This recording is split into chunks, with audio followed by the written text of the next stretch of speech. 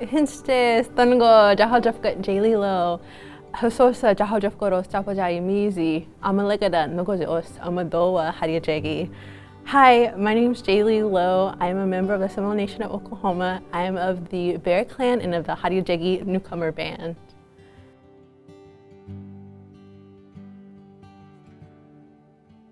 My tribe is a matrilineal society, and that means that we get our clans and our bands from our mother's side. And there's 14 bands of the Seminole Nation, and with those bands we have representatives, or 2 representatives, that make up our legislative branch along with our chief and vice chief. We are originally from Florida, and we were forcibly removed in the mid-1800s from Florida to here to Oklahoma.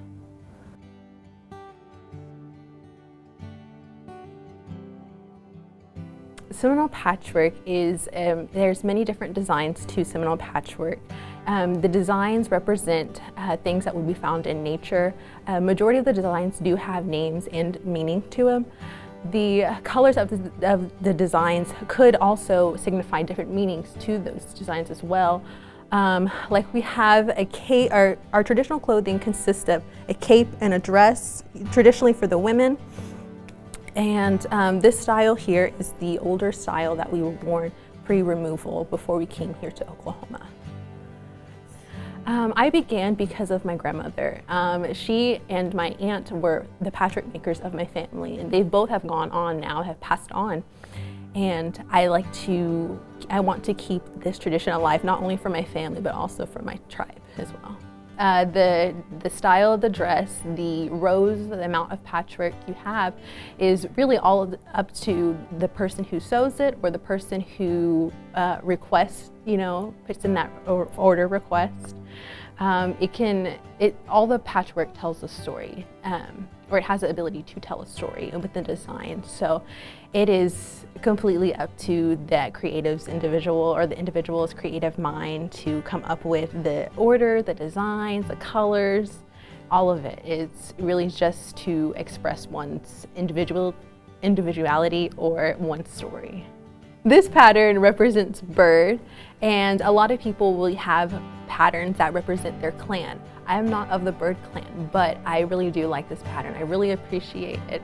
And so it is something unique, something different. Not always, but people will often wear patchwork that represents their clan so others can identify and know that, recognize that that could be someone of their same clan as well. This pattern here represents fire. And it's kind of, you can tell with the sharp points, you could think of it as like the flames going up as well. Then the patchwork here on the cape is broken arrow. And you can kind of see, I guess, in the way it would be like, arrows going up and down. And then on the bottom, this patchwork is known as a community path as well. This dress is a older style, I would say. It is probably closer to what we wore whenever we came here to Oklahoma.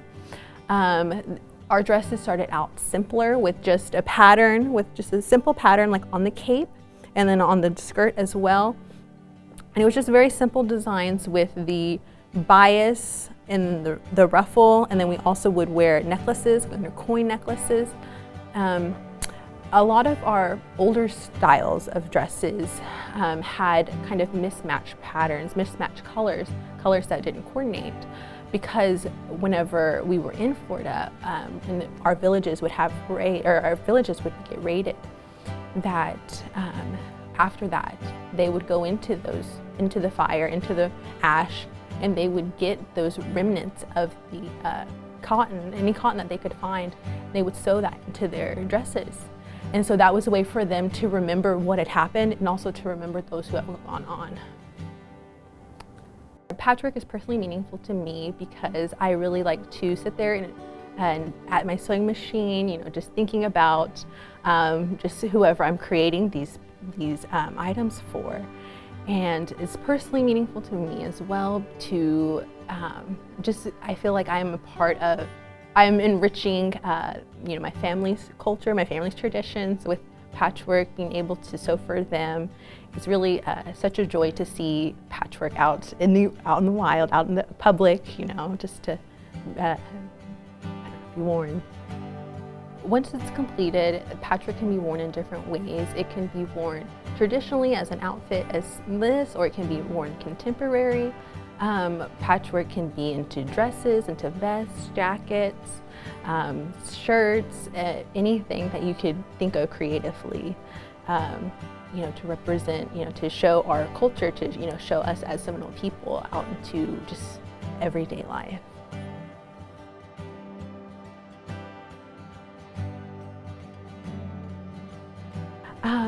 I use a lot of repetition in patchwork. As you can see, it's usually, one row would usually consist of the same pattern, just repeated many times. And that could be repeated several times, from how big a patchwork is to how little it is. That all, you know, it all varies.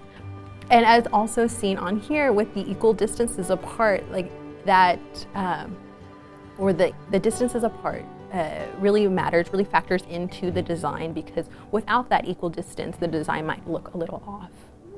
I make a lot of my own patterns, and so, like, I mean, you know, like for this, it's just, you know, it's unique, and like even, you know, with this, it's a unique pattern. I really do just kind of just come up with them. I just draw them, I guess, but just at the angles of them, like they're a unique angle, so I have to make sure to, whenever I cut, that I line them up and make sure that each angle is consistent. And so if it's not consistent, the pattern won't look right. It'll be a little off, and you know, just have to try to make sure that the seam allowances on the edges of them, that they're the same as well. Because if they're off even just an eighth, it really makes a difference. It won't look the same. With the brainstorming process, I started off ever since I was little, I was an artist, so I always draw. And so how I like to figure it out is I will draw it out first, and then I will make up like a mock-up to make sure that, you know, the angles are the way I need them to be, that the seams are just right, and then I will, from that process, I will make my final pattern. And I will feel comfortable enough to, you know, use the fabric that I intended on as well. So I'll have little templates here and there. It is a lot of math. I just figure, you know, try to figure it out, and like I said, you know, just kind of keep it cut at a consistent angle. On the cutting board that I use, or it's a cutting mat that I use, it's about 18 inches, and it, you know, has lines.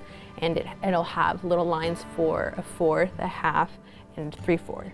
So I'll have to make sure to line them up there, and as I cut, you know, to keep consistently on the same line, to keep cutting it like that, to make sure that everything's straight and everything will work out the way it needs to.